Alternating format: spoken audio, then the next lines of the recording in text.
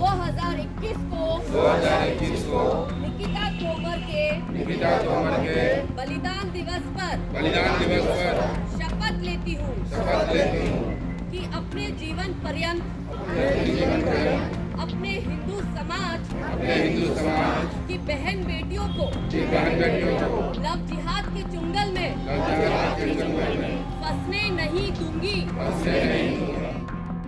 तस्वीरें फरीदाबाद के अपना घर सोसाइटी की हैं, जहां निकिता तोमर की पहली बरसी बनाई गई है और छात्राओं को लव जिहाद के खिलाफ आवाज उठाने के लिए शपथ दिलाई गई है।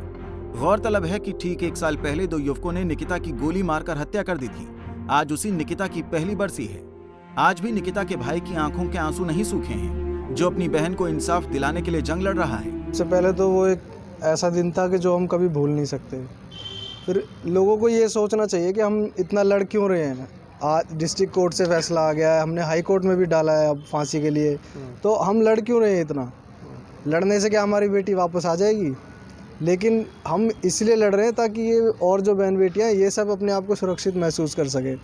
वो कल को बाहर आएंगे, किसी और को निकिता तोमर बनाएंगे, या फिर वो भी नहीं आएंगे तो कोई और उनसे प्रेरणा लेके किसी को निकिता तोमर बनाए, तो कोई और निकिता तोमर ना हो। हम इसलिए इतना लड़ रहे हैं। लोगों को सपोर्ट करना चाहिए, चाहे सोशल मीडिया के माध्यम से हो, चाहे फिज़िकली हो, चाहे कैसे भी हो। लोगों को इस चीज़ को बहुत सपोर्ट करना चाहिए।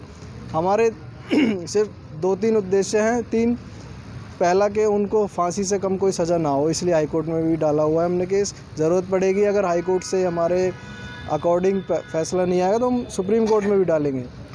दूसरा कि जो ये वारदात हुई है, ऐसी वारदात आगे ना हो। दूसरा हमारा यही मोटिव है कि इसके लिए हम क्या कर सकते हैं। कोई खट्टर सरकार कानून बनाए, ये तो हिंदुओं की सरकार है, तब इतना टाइम लग रहा है कानून बनाने में। पता नहीं इन सरकार में बनेगा भी या नहीं बनेगा। लोगों को आवाज़ उठानी चाहिए। और तीसरा, बहन जिस सम्मान के लायक है उसको वो ब्रेवरी का सम्मान मिलना चाहिए। ये हमारे 3 उद्देश्य भी हैं। नवीन, ये पहले भी मांग रखी गई थी आपके परिवार की ओर से, आप लोगों की ओर से, तो क्या इस पर थोड़ा सा भी काम नहीं हुआ गवर्नमेंट की ओर से? सर, इस पर बिल्कुल उदासीनता देखने को मिली है। बिल्कुल भी काम नहीं हुआ है, बिल्कुल उदासीनता देखने को मिली है। और आगे भी सरकार का तो मन यही है कि आगे भी कुछ ना हो। आप देख दें कि हर दूसरे सप्ते में, और बहुत सारे भाई खड़े हैं, हर दूसरे सप्ते में यहाँ पर ऐसे केस सुनने में आ जाते हैं। FIR तक नहीं लिखी जाती है उनकी, उनको दबाव बढ़ाना पड़ता है। लोग डर के मारे केस नहीं लड़ते।